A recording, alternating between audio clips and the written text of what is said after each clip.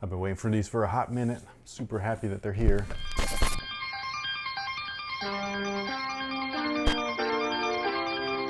Hey, what's good guys? My name's Chris. Welcome back to the official WearTesters.com YouTube channel. Today we got a detailed look and breakdown of these bad boys right here. This is the Air Jordan 2 Low in the white and UNC colorway. Believe it or not, MJ actually wore these way back in the day, and we'll talk about that in just a second. But it originally was a PE. Supposedly it was a PE that he did himself, but I don't know if that's actually factual or not. All I know is that he wore these as an alumni in an alumni game that was between him, like previous college players and stuff like that, with the current team, and it was awesome. But with that being said, check out this traction, man. The traction is awesome. It looks great. It looks beautiful. It's decent on court, but I mean, let's be honest here. Most people are not buying these to play in, and if I'm being extra honest, most people probably not buying these at all. They're sitting, which is unfortunate because I think that this is a beautiful shoe, especially in low top form. I absolutely love them. The materials, the packaging, all that stuff is great. Could it be better? Of course, because they don't actually come with the little hang tag or with the booklet that the originals did come with. And by originals, I mean all the way back in 86 and 87, the original versions of the shoe. So far, the only colorways that have come with all the extra stuff that the originals from the 80s did has been the original colorway, which was the Chicago's so far.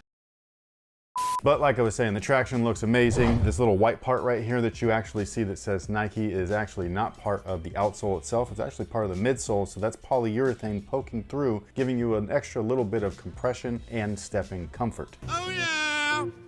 You can also see an OG callback, which is the little size tab. Whatever size that you wear, that's what it'll say on there, which I always have thought is pretty cool. The midsole itself is polyurethane. Inside the polyurethane midsole is actually a heel air unit. There used to be a full-length air unit in the retro versions of the shoe. So ever since 2004, they actually had different tech specs in the retro version of the Air Jordan 2 than what was featured in the original versions from 1986 and 87. So all of those retros previously had full-length air. Looked similar to this. It's not the exact same style of unit, but it does look similar, and it was a very similar setup. However, since they've remastered this shoe and reintroduced it, the first one to have the original actual true to OG's tech specs was the off-white version, the white and red and stuff like that, which were beautiful. I really hope that we get a release like that, like this. You know what I mean? Like not off-white, but just from the brand. Oh, speaking of which, something that a lot of people might actually like if you actually happen to like twos, there is no off-white or sale on these things. They look fresh and clean. They're super brand new. I love it.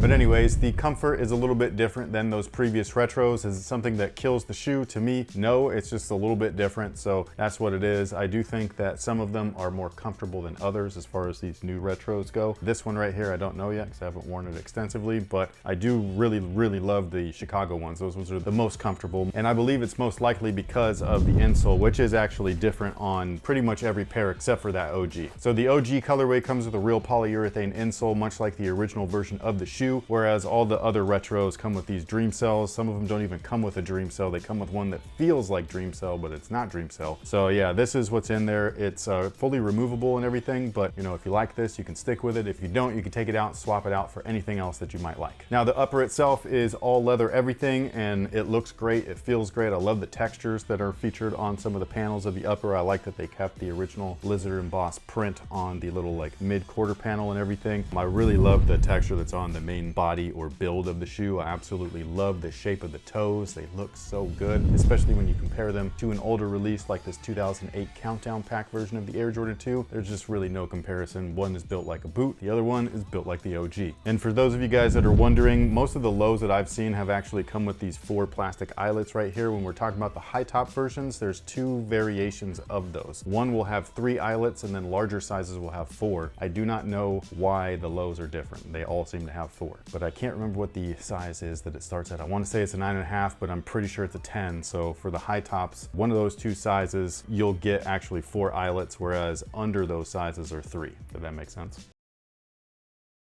The tongue itself is not quite as nice as the rest of the shoe. It's all vinyl and everything, but it looks amazing. I really love the combination of UNC and the gray within the logo that's on the top of the tongue. I think it looks fantastic. If anything, it gives me a little bit of a, I don't know if any of you guys are like Kobe Bryant shoe fans, but the Minneapolis Laker colorways of those shoes are all dead sexy. And that's what this logo looks like to me. It's just awesome. My favorite feature of the shoe is the heel counter and everything. I just love these little plastic pieces that are on sneakers. I think that it makes them look really, really neat. I'm an action figure collector myself, so when I see stuff like that, it just kind of reminds me of that, and I just absolutely love it. Now, the shoe itself and the colorway is kind of an original, but kind of not. It never released to the public, but it was seen on the feet of Michael Jordan at least one time, and that was in that alumni game that I talked about earlier. This is a fun fact that I actually never knew about until these shoes were unveiled, and a friend of mine, his name is Sean, also known as Scholar23 on Instagram, I had reached out to him being like, hey, how did he wear these in an alumni game when the shoe didn't release till afterwards and everything, you know what I mean? And so what ended up happening was that there were two different alumni games. One was in 1986, and in that game, he actually wore a high top version of the Chicago Air Jordan, the one with the black midsole. And then because they didn't quite match the uniforms of UNC, he actually colored them himself. He colored this little accordion looking thing on the heel counter, Carolina blue. Fast forward to modern day, and Converse and Nike, or Jordan, actually put out a pack that was supposed to commemorate that whole thing, even though some of the things were wrong and stuff like that. I can't remember what it was. I want to say like the dates were wrong, or the shoe and the date was wrong, but whatever it was, there was a discrepancy there. Another fun fact is that in that first 1986 alumni game where he actually wore the high top version of the shoe, that was his debut of the shoe.